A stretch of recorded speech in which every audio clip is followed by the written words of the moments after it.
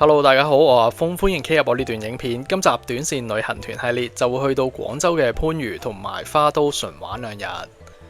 今次行程嘅重點呢，就係去廣州花都嘅融創樂園睇2場嘅表演，分別係奇幻魔術融創國際大馬戲同埋夢迴嶺南大型國風實景表演。其餘景點包括沙灣古鎮、濱江街市步行街同埋太和綜合市場。而食方面，第一日嘅午餐同埋晚餐就要自己安排啦。第二日嘅朝頭早就會係酒店嘅自助早餐，晏晝就有1圍1隻碌鵝同埋1隻燒鵝嘅名菜宴。或者講講今次團費幾多錢？如果平日出發，成人團費港幣88蚊，而星期六出發，成人團費就係港幣138，需要另加每日導遊費港幣80，兩日即係港幣160啦。呢個團呢係有2個集合點，分別係羅湖口岸同埋深圳灣口岸。羅湖口岸嘅集合時間就係朝頭早嘅8點15分，而我今次揀嘅深圳灣口岸集合時間就會遲1個鐘，就係9點15分啦。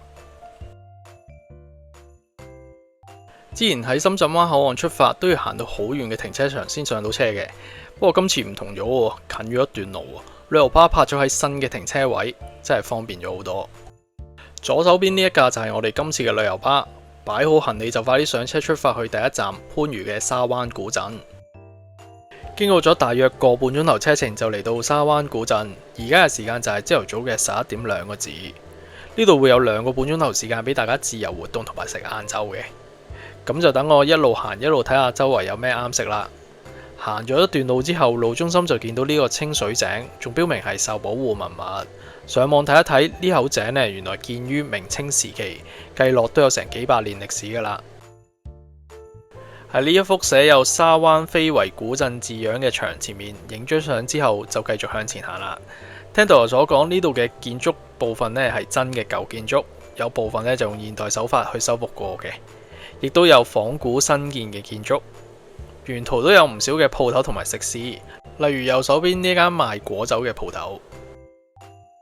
雖然呢一間憑個名都知道係賣玉石噶啦，不過裏邊有個百家姓文創館免費參觀，我就入去影影，順便睇下舊建築內部係點樣。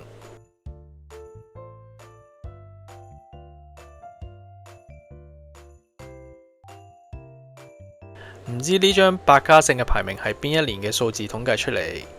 大家嘅姓氏又排第幾呢？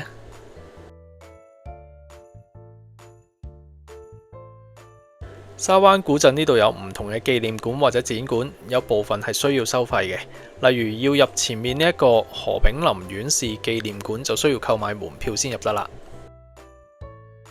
最後參觀一下建於清朝康熙年間沙灣古鎮標誌性嘅建築3層高嘅文峰塔。行咗咁耐都係時候食下嘢，不過就唔係食正餐，而係食甜品。頭先周圍行嘅時候都留意到呢一間甜品鋪沙灣奶牛皇后噶啦，好似幾好咁樣，所以就去試試。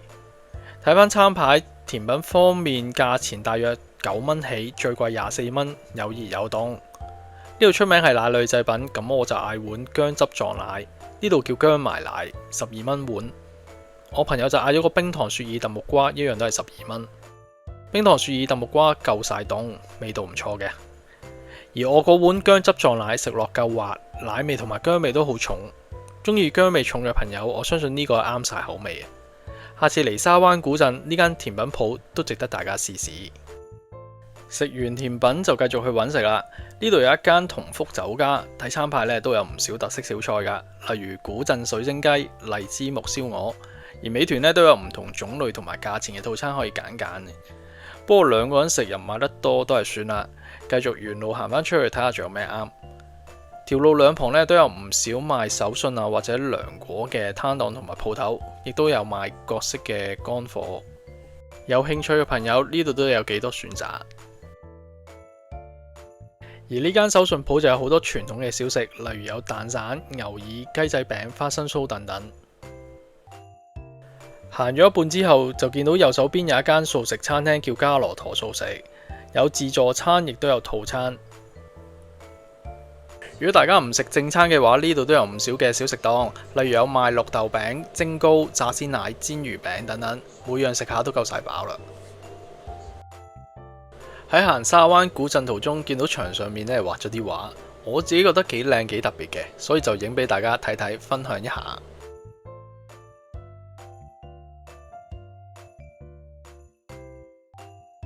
最後我就揀咗呢一間金燕子餐廳食煲仔飯。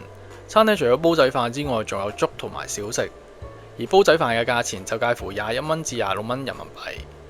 今次我就嗌咗呢個冬菇雞煲仔飯，而另一個飯就係臘腸排骨飯。呢兩款都係23蚊一煲。煲仔飯就係即叫即整嘅，所以就要等10幾分鐘啦。而煲仔飯嘅材料都唔少，另外仲送咗碟菜，味道都唔錯。食完飯買埋杯嘢飲都夠鐘集合上車，下一站呢就會去到位於花都區嘅融創樂園。經過咗大約1個鐘頭40分鐘車程呢，就嚟到呢個團嘅重點行程融創樂園。喺園區裏邊呢，會欣賞2場嘅表演，分別係4點鐘嘅奇幻魔術融創國際大馬戲，同埋7點半喺戶外嘅夢迴嶺南大型國風實景表演。喺等緊導遊派入場券之前呢，不妨睇下園區出邊屏幕播放緊夢迴嶺南嘅短片。原來除咗舞蹈表演之外，仲有打鐵花喎，有打鐵花睇，我自己都幾期待㗎。戴好手帶就可以入場。另外，導遊仲派埋夢迴嶺南嘅飛俾大家。由樂園正門行入去睇大馬戲呢，都要行大約3個字。等我沿途影下樂園嘅遊樂設施同埋周邊嘅環境俾大家睇下。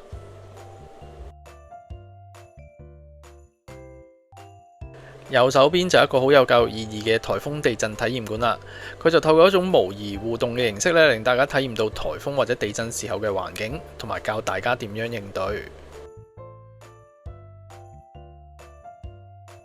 呢度仲有一個密室逃脫，一班人嚟玩啱晒啦。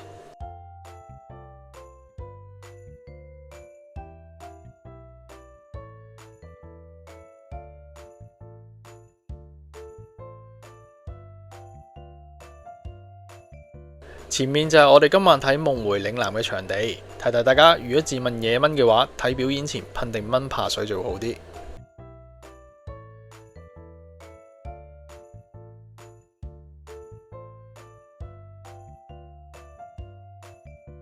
前面呢一座就係星空塔，上面有個玻璃觀景台，可以喺高空欣賞風景。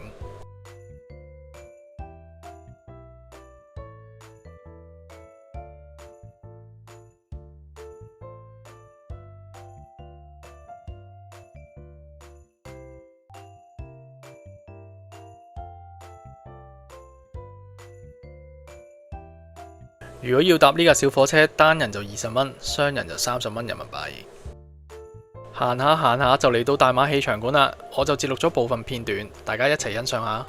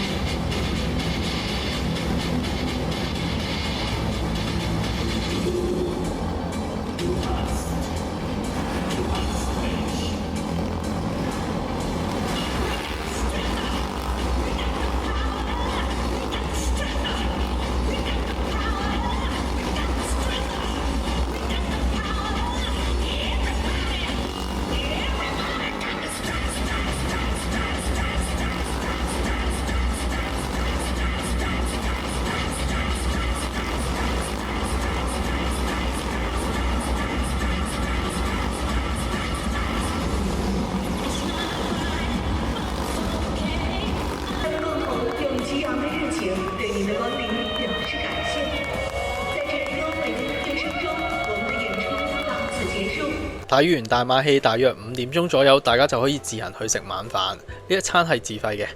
聽導遊建議就嚟到呢一條美食街，出咗園區靠右行，過一條馬路就到噶啦，都幾近下。園區就唔係冇得食嘅，不過就冇咩選擇。而且導遊講之前有團友反映，園區餐廳味道普普通通。既然係咁，就行出嚟睇睇有咩好食啦。呢條街都有唔少嘅茶飲店，有賣檸檬茶、珍珠奶茶等等，亦都有間食酸菜魚飯，隔離就有煲仔飯、粉麵。可能時間太早嘅關係，有啲鋪頭呢都仲未開。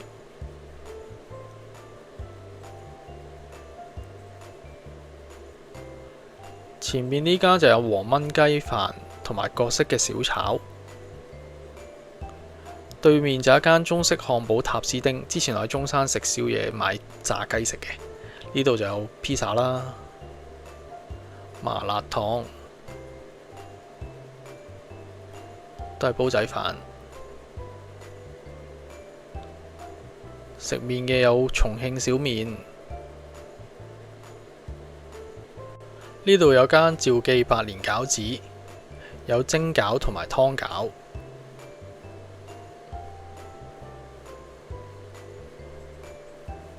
紅色招牌呢間就係湘菜。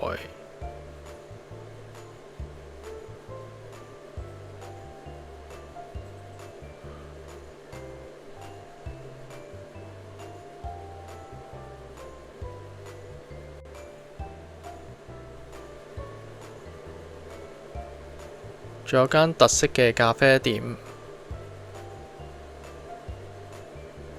對面呢就有間三米粥鋪。呢間三米粥鋪都唔係淨係得粥品嘅，有點心、腸粉同埋各式嘅潮汕湯粉。最後我就揀咗一間叫廣福記嘅餐廳食飯，餐牌上高都有好多選擇，有各式嘅中式點心、生滾粥、潮汕粉麵，同埋大家熟悉嘅雲吞麵啊、牛腩麵等等。仲有因為佢而入呢間餐廳嘅石磨腸粉。呢碟濕炒牛河，牛肉夠嫩，味道 OK。炒芥蘭，芥蘭新鮮，都好爽脆。牛肉腸粉果然冇失望，好食夠晒滑。豬手飯就麻麻啦，豬手唔夠彈牙。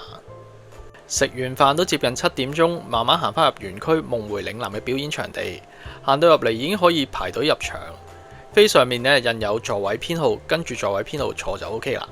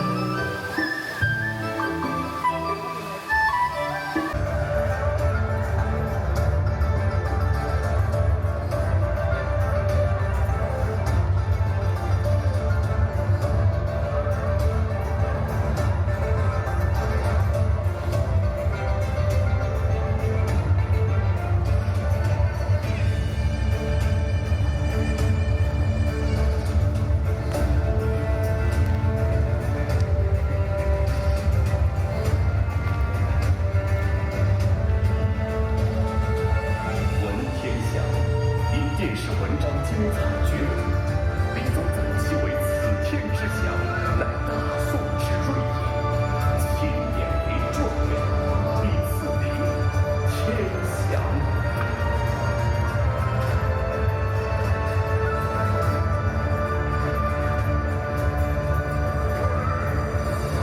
虽出身优渥，然无奈身处乱世，命运多舛。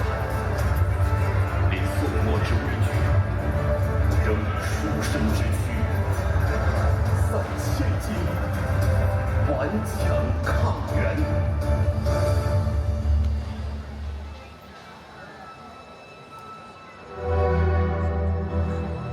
尊敬的各位观众朋友们，本场梦回岭南的演出至此先暂告一段落，再次感谢您的到来、观看与支持。接下来的时间，您可以照顾好同行的长者与小朋友，通过观众席左右两侧的安全通道有序离场。请您在離場時一定要注意小心腳下，注意台階。睇完表演都係時候返酒店啦。今次嘅酒店位於清遠區，所以要搭大約1個鐘頭15分鐘車程呢先會到酒店嘅。等我做個簡單嘅 room tour 啊。一入門口左手邊就係廁所同埋浴室，空間就比較細啦。沖涼係企缸嚟嘅。洗手盤左手邊台面就放有基本嘅用品，例如梳、牙刷、牙膏、浴帽。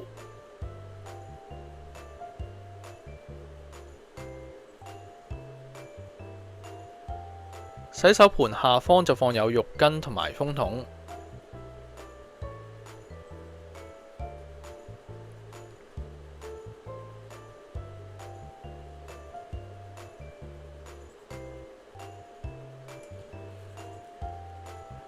沖涼液同埋洗頭水都有，而水力同埋熱水都正常。行返出去睇睇，房間嘅空間一般，床單、被鋪同埋枕頭都乾淨。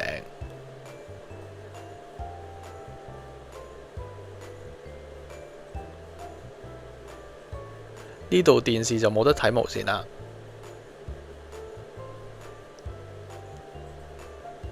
有提供免費樽裝水同埋一個熱水煲。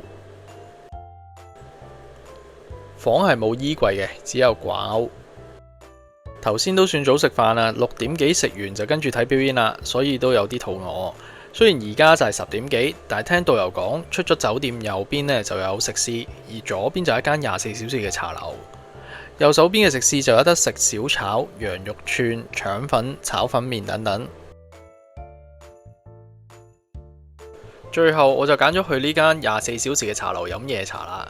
呢間茶樓都幾大，都有好多張台。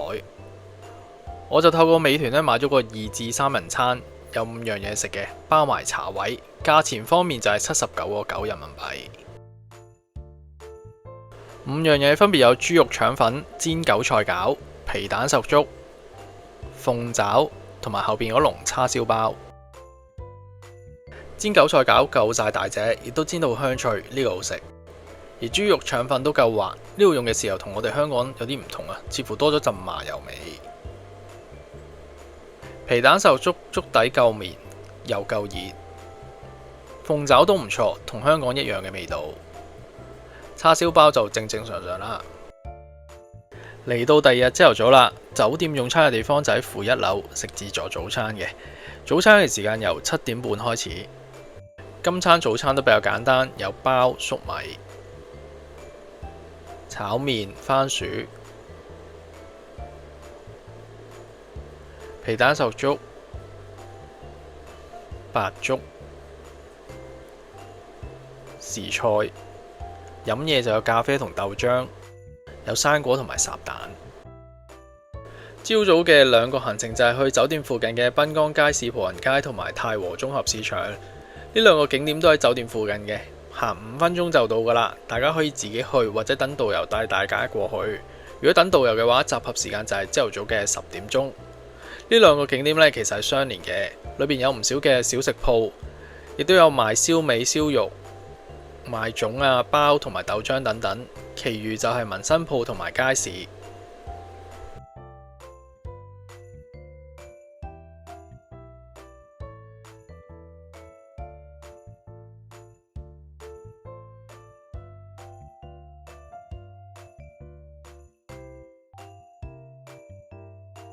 11點鐘離開酒店之後就會去食午餐，今餐每圍會有一隻燒鵝同埋一隻碌鵝食嘅。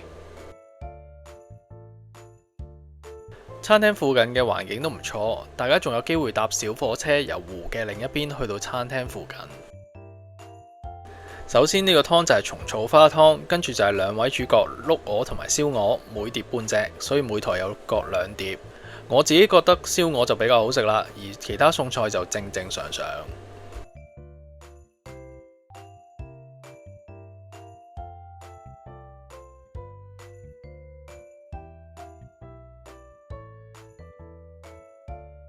食完午餐就搭返車由清遠返返去深圳關口。今集短線旅行團系列就嚟到呢度，訂閱咗我頻道嘅朋友，多謝你嘅繼續支持。而未訂閱嘅朋友，好簡單，撳一撳訂閱掣就可以訂閱我嘅頻道㗎喇。多謝大家收睇我嘅影片，下集再見。